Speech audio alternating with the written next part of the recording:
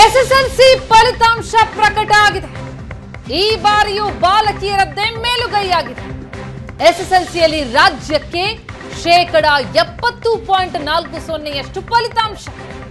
2023-24ನೇ ಸಾಲಿನ ಎಸ್ಎಸ್ಎಲ್ಸಿ ಫಲಿತಾಂಶದಲ್ಲಿ ಈ ಬಾರಿಯೂ ಕೂಡ ಬಾಲಕಿಯರೇ ಮೇಲುಗೈ ಸಾಧಿಸಿದ್ದು 70.40% ಫಲಿತಾಂಶ ಬಂದಿದೆ.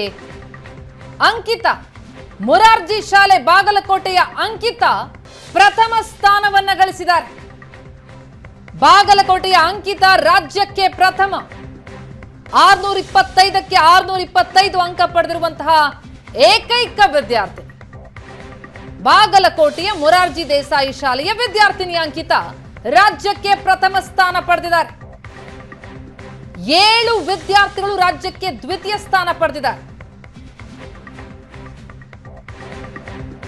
ಮೇಧಾಪಿ ಶೆಟ್ಟಿ ಬೆಂಗಳೂರಿನ ಹೋಲಿ ಚೈಲ್ಡ್ ಸ್ಕೂಲ್ನ ವಿದ್ಯಾರ್ಥಿನಿ 624 ಅಂಕಗಳೊಂದಿಗೆ 2ನೇ ಸ್ಥಾನ ಪಡೆದಿದ್ರೆ, ಮಧುಗಿರಿಯ ಹರ್ಷಿತಾ ಕೂಡ ರಾಜ್ಯಕ್ಕೆ ತೃತೀಯ ಸ್ಥಾನವನ್ನು ಪಡೆದಿದ್ದಾರೆ. ಈ ರೀತಿ ಪ್ರಥಮ ಸ್ಥಾನ ಪಡೆದಿದ್ದು ಕೇವಲ ಅಂಕಿತಾ ಮಾತ್ರ, ಬಾಗಲಕೋಟೆಯ ಅಂಕಿತಾ.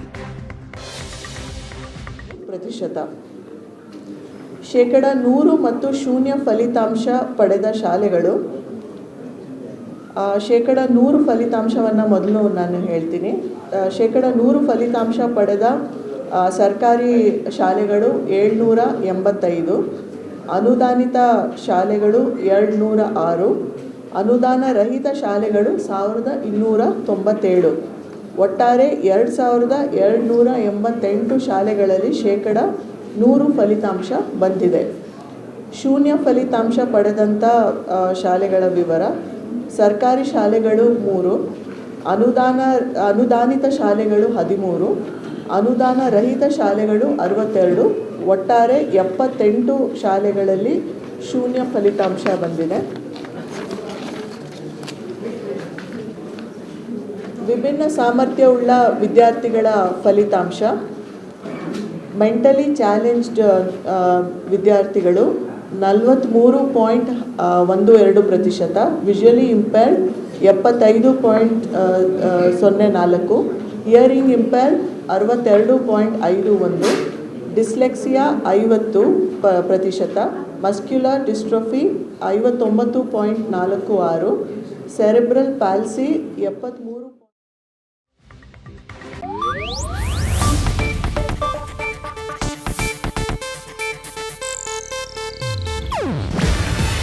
ಇದು ಏಷ್ಯಾನೆಟ್ ನ್ಯೂಸ್ ನೆಟ್ವರ್ಕ್ ಪ್ರಸ್ತುತಿ. ನೀವು ನೋಡ್ತಿದ್ದೀರಾ ಏಷ್ಯಾನೆಟ್ ಸುವರ್ಣ ನ್ಯೂಸ್.